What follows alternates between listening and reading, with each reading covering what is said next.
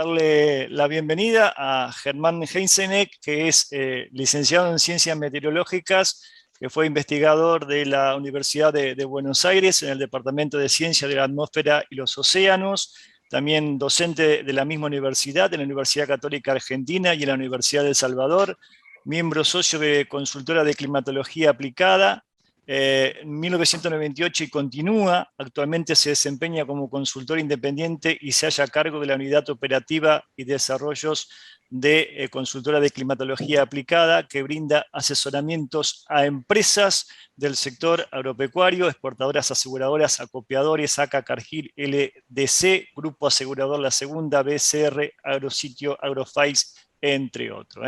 Bueno, y hay una extensa, ya todo el mundo ya lo conoce, es casi un amigo de la casa, así que le vamos a pedir a Felipe que haga la presentación de Germán o le dé la bienvenida. Felipe. Gracias, Omar.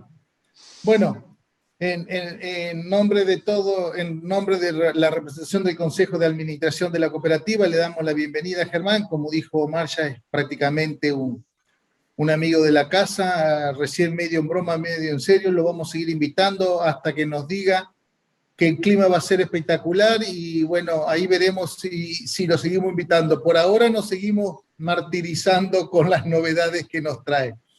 Pero no, más que nada, para tratar de ponerle algo de humor a esta situación, darle la bienvenida a todos los que participan de estas reuniones de Ecopar y pensar que el sacrificio que hace la cooperativa es para que todos tengamos una herramienta más en la toma de decisiones al momento de desarrollar esta actividad que es tan compleja y que tiene tantos riesgos y que depende de un cielo abierto, ¿no es cierto?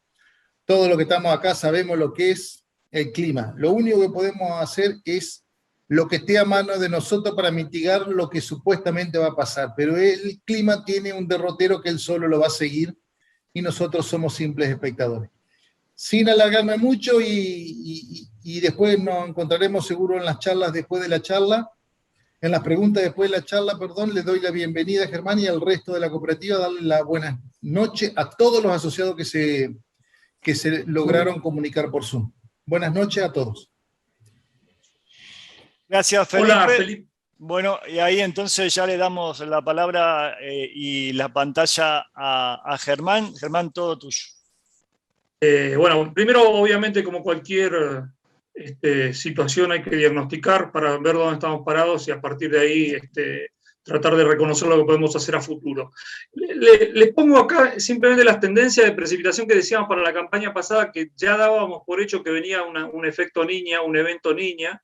En aquel momento que decían que las estadísticas marcaban una menor influencia de la niña hasta desde febrero. Pues febrero fue pésimo para Entre Ríos, para gran parte de la región pampeana. Pero justamente lo interesante de esta charla por ahí va a ser explicar que a veces no solamente es el fenómeno de la niña el que define la buena provisión de agua, sino que a veces hay situaciones de escala regional, o sea, fallas en la circulación que a veces juegan a favor y a veces no son fallas, que son, digamos, la dinámica se comporta favorablemente y tenemos muy buenas lluvias.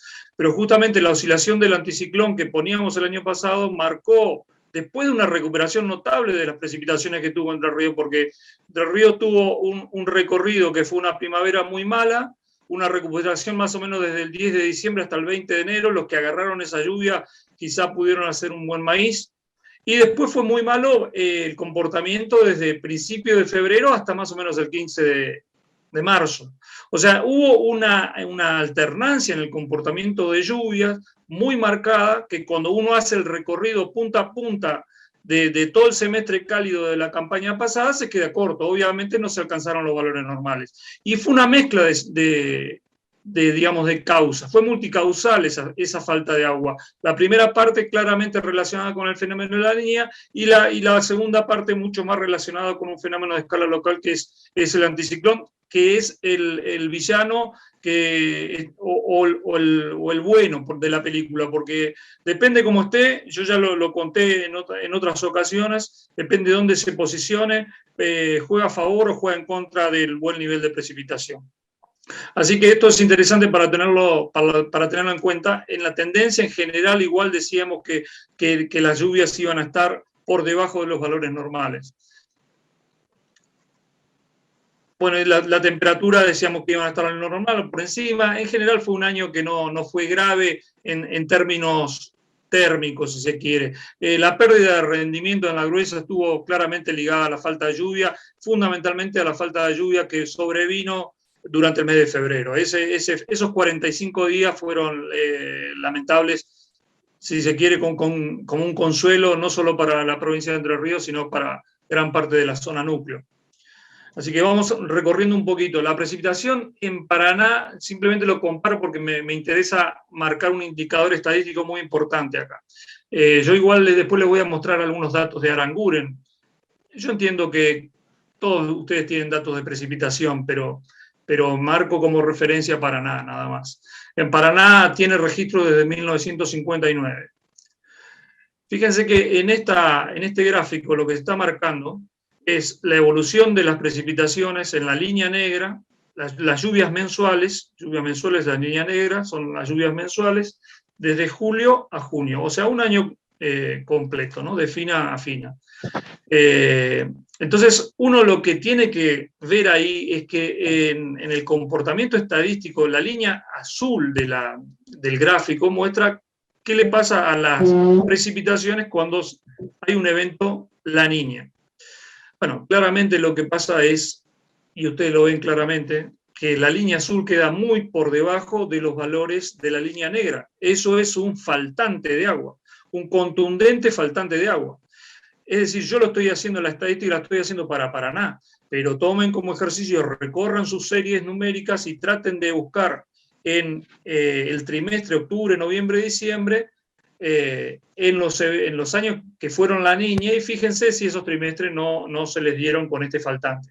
Eso es un déficit estadístico, eso es un indicador estadístico. Por eso es fuerte, es algo que tenemos que conocer. Por eso cuando nosotros tenemos previsto, en julio empieza un rum de que puede venir una primavera con La Niña, y en agosto ese rum se termina confirmando con los pronósticos, listo, yo ya puedo empezar a cuantificar mi riesgo. De alguna manera yo ya tengo cuantificado el riesgo porque sé que voy a tener que transitar, todas las prácticas agronómicas van a tener que transitar un camino posiblemente con algún faltante de agua. Ese faltante de agua a veces es mayor, a veces es menor, depende cómo es el evento, depende la reserva que traigo. O sea que el indicador climático no juega solo, está siempre dentro de un conjunto que tiene que ver con el nivel de reserva que arrastramos y toda esa situación.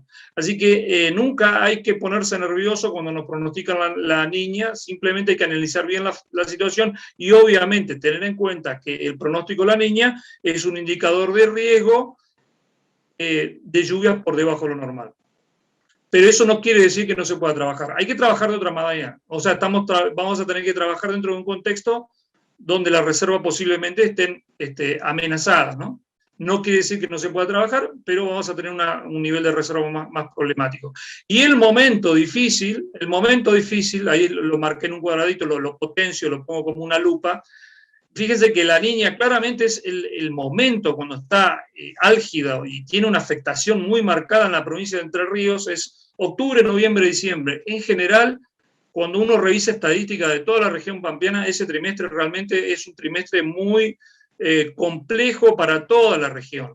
Pero fíjense que en octubre, que justamente es un momento que uno en el año neutro o en el año normal, uno tiene que tener casi 130 milímetros de lluvia, se quedan 90. O sea, estamos hablando de un 30% de precipitaciones por abajo normal y no afloja noviembre, ¿no? La estadística sigue siendo negativa para noviembre, de casi un 50%, y empieza a recuperarse en diciembre. Por eso, cuando uno mira todo el trimestre y suma esos porcentajes, uno puede decir, bueno, me van a faltar más o menos el 30% de las precipitaciones. En un fenómeno La Niña bien definido, es potencialmente a lo que me estoy enfrentando es a un 30% menos de precipitaciones.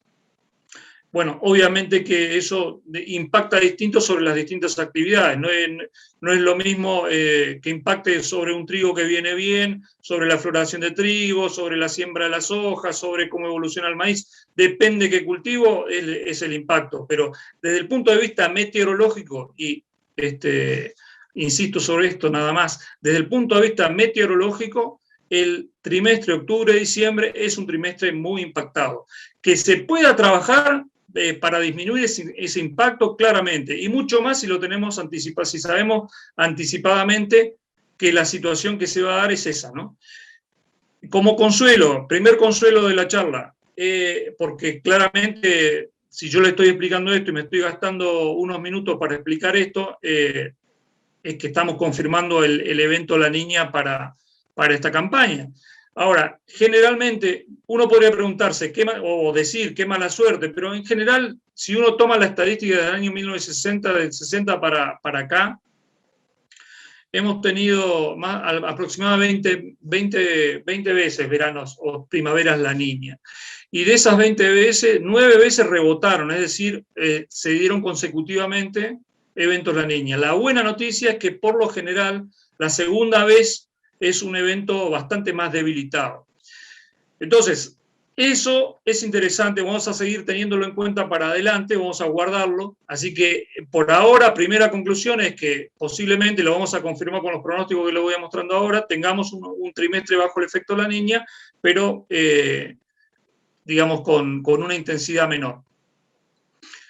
Fíjense, comparo con otra localidad. Estos sí son lluvias registradas en Aranguren, ¿no? Que son los datos de lluvia que nosotros siempre recogemos con el trabajo en la Bolsa de Cereales de Entre Ríos, en el proyecto CIBER que había generado el doctor Aiello hace ya casi 20 años, increíblemente, pero bueno, es así. Entre octubre y diciembre del año pasado, lo esperado como normal para Aranguren, eran 360 milímetros, ahí está marcado, y llovieron 200, bueno, pongamos 230, es un 35% abajo. Fíjense que casi que responde a ese valor que yo les marcaba de estadístico, ¿no? O sea que si uno esperaba que lloviera por debajo de lo normal, prácticamente cumplió de libro fue. Y fíjense que en Rosario también se cumplió, ¿no? Estamos tomando otras zonas. Yo así les podría mostrar muchas localidades, pero simplemente para comparar con otra localidad que no sea de Entre Ríos. Si vemos el diciembre-febrero, ahí la cosa aflojó un poquito, la bajante no fue tan, la merma de precipitaciones estuvo, pero no fue tan grotesca, digamos, fue un 20%, porque lo que decíamos al principio, ¿no? Hubo una recuperación interesante entre mediados de diciembre, desde el 10 de diciembre más o menos hasta finales de enero, hubo una recuperación interesante. Pero bueno, después faltó toda la lluvia de febrero. Y cuando uno mira de punta a punta todo el semestre cálido, ahí hay una mezcla, se mezclan los dos forzantes, el fenómeno de La Niña y el anticiclón, que ahora lo voy a mostrar también, generaron en todo el semestre un faltante de lluvia del orden del 20%.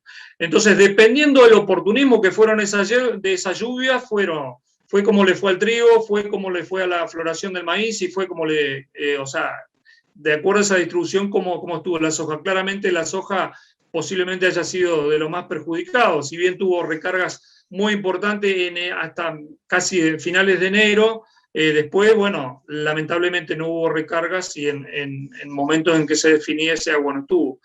Así que lo que se hizo de soja se hizo en base a reservas, básicamente. Así que en general el impacto de La Niña estuvo y finalmente lo que les quiero decir es que potencialmente el impacto de esta niña debería ser menor.